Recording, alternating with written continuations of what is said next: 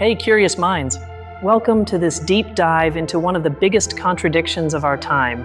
You've been told 1,000 times to be authentic, to just be yourself. But what if that authenticity is the best-selling product in the attention economy? Think about it for a moment.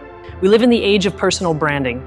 This marketing concept refers to managing yourself as if you were a commercial brand. Every photo you upload, every opinion you share, every story you tell builds the edifice of your public identity brick by brick. An identity that must be coherent and above all, marketable. Here's where the paradox comes in. The market demands us to be unique and genuine. Authenticity becomes the most desirable trait of our personal brand. But the moment authenticity becomes a goal, the instant you plan it for others to consume, is it still authentic? Sociologist Erving Goffman gave us a clue decades ago. He proposed that we are all actors in the grand theater of social life.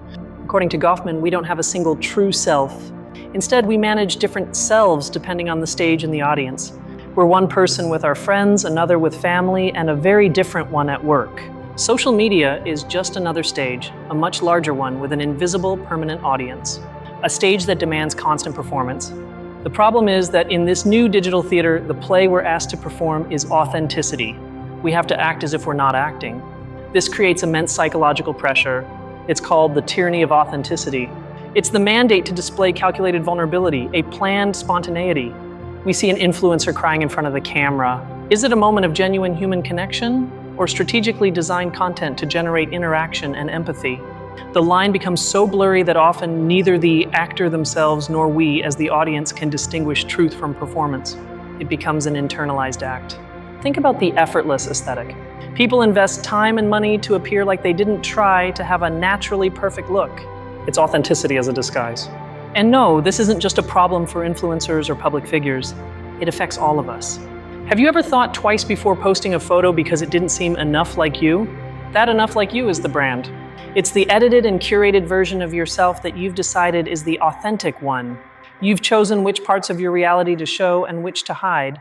Philosopher Byung-Chul Han calls it the society of transparency, a society where we're expected to expose ourselves voluntarily, but only the polished and positive parts of our existence. This voluntary self-exploitation masquerades as self-expression. We believe we're sharing our true selves, when in reality we're optimizing our product for the attention market. Now, the intention isn't always malicious. Often it's a mechanism for social survival. We want to belong, to be accepted, to be validated. And to achieve that, we present the version of ourselves that we believe the audience wants to see, a version that is, of course, perfectly authentic and relatable. Even rebellion against this norm becomes a brand. Being different, not following trends, gets packaged and sold as a superior form of authenticity. It's the ultimate trap. There's no escaping it. Any attempt to step off one stage merely puts you on a different one, with a different script but the same premise. Studies in social psychology have demonstrated the concept of impression management. It's the unconscious and conscious process by which we try to influence others' perceptions of us.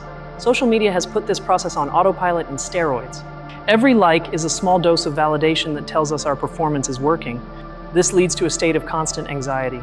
A perpetual self-surveillance to ensure our personal brand doesn't deviate from the narrative we've constructed. We become the guards of our own self-imposed prison. A prison with glass walls where everyone can look in, but no one sees the complete reality. The exhaustion many feel, known as burnout, isn't just from work. It's also a personality burnout from having to maintain this performance 24/7. So is there a solution? Are we doomed to be marketing versions of ourselves forever? The answer isn't simple, but it starts with awareness. The first step is to recognize the game, to understand that all of us to some extent are performing, not to judge ourselves, but to free ourselves from the pressure of perfection. True authenticity perhaps isn't found in a perfect performance of being real. Maybe it resides in honesty about the performance itself. Perhaps being authentic is admitting that we aren't always consistent, that we are contradictory, complex, and constantly changing, that we have a self for every occasion. It's about accepting that life isn't a static profile picture, but a messy flow of experiences and emotions. And that's okay. Next time you feel the pressure to post something authentic, ask yourself, authentic for whom? For your audience, or for the quiet complexity of your inner self? The search for a monolithic, unified, true self might be an illusion. What is real is our ability to play different roles. Marketing culture wants you to pick one mask and wear it always. It wants you to become a predictable, easy-to-consume product. But the richness of human experience lies precisely in our ability to adapt, to change, to be multiple things at once. So instead of seeking authenticity as a final state, perhaps we should seek sincerity in every moment, to be sincere about the role we're playing.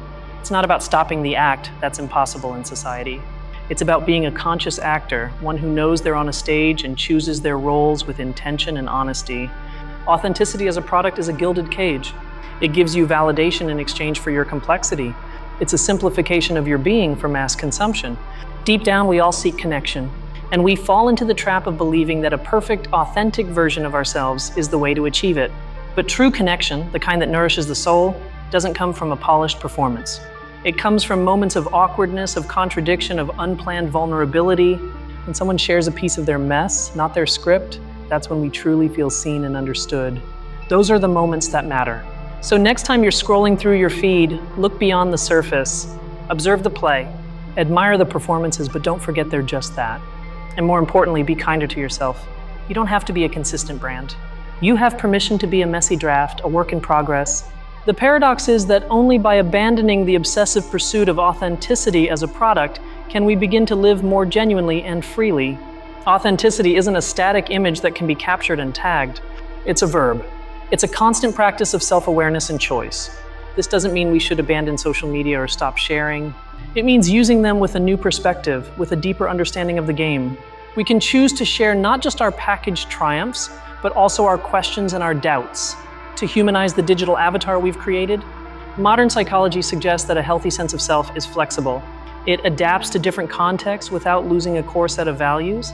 It's not rigid like a brand. Personal branding demands that past, present, and future be a straight line. Human reality is a chaotic map of detours, setbacks, and unexpected leaps. Ultimately, the question isn't whether you're authentic. The more useful question is, when do you feel most alive and least calculated? And then do more of that. Maybe not publicly, not for sale, but for yourself. In the small, quiet spaces where there's no audience, where you don't need a brand, just to be. Understanding this is a superpower in the modern world. It allows you to consume content critically and produce it more consciously and less anxiously. It frees you from constant comparison because you understand you're comparing your behind the scenes with someone else's highlight reel, which is their main performance. Authenticity as a marketing strategy exhausts us. Sincerity with ourselves, recognizing our multiple roles, liberates us. You're not a product that needs to be consistent to sell. You're a human being who needs to be complex to live fully. The wellness and coaching industry often sells authenticity as a final destination, an enlightened version of you that you can reach if you buy their method. But that's just another facet of the same market, selling you the idea of your true self as an object you can buy. It's the commodification of the soul. The real work is internal and isn't photogenic. It can't be summarized in an inspirational quote over a sunset backdrop. It's a continuous, often invisible process. So distrust anyone who sells you an easy, packaged version of authenticity. Chances are they're just selling their own personal brand. Authenticity isn't found, it's built. Not in a profile, but in daily decisions. In the small choice to be sincere rather than perfect. It's not about revealing all your secrets to the world. Privacy is still important.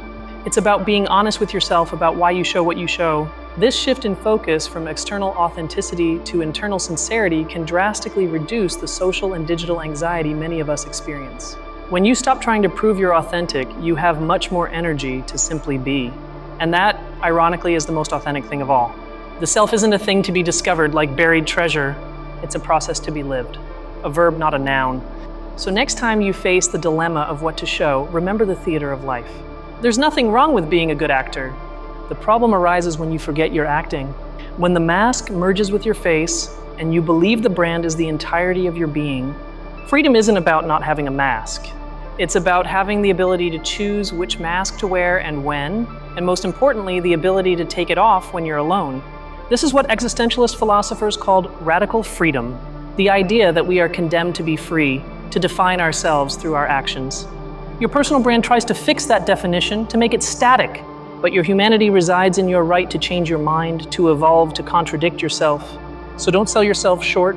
Don't reduce yourself to a slogan or an aesthetic. You're much more interesting than the most popular version of yourself. Accepting this complexity is a revolutionary act in a world that rewards simplicity. It's claiming your right to be a mystery, even to yourself. Next time someone tells you just be yourself, you can smile, knowing the real question is, which of my many selves do you want to meet today? Don't seek authenticity in the eyes of others. Seek it in your ability to navigate the multiple stages of your life with a little more grace and self-compassion. The self isn't a destination, it's a constant conversation between your different roles and your deepest values.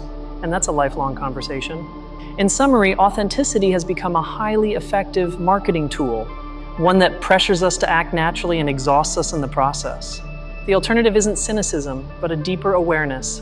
Recognizing the stage, the script, and our role in it gives us the power to change it. Freeing yourself from the tyranny of authenticity is understanding that your value doesn't reside in how well you sell your story, but in the richness and honesty of the life you live away from the screen. Perhaps the most authentic act of all in our era is simply logging off, disconnecting from the stage and connecting with the tangible, unedited world.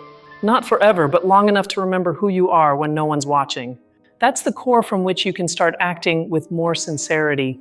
Remember that your identity is more fluid, chaotic, and wondrous than any personal brand could ever capture. The pressure to be authentic is a modern paradox that consumes us.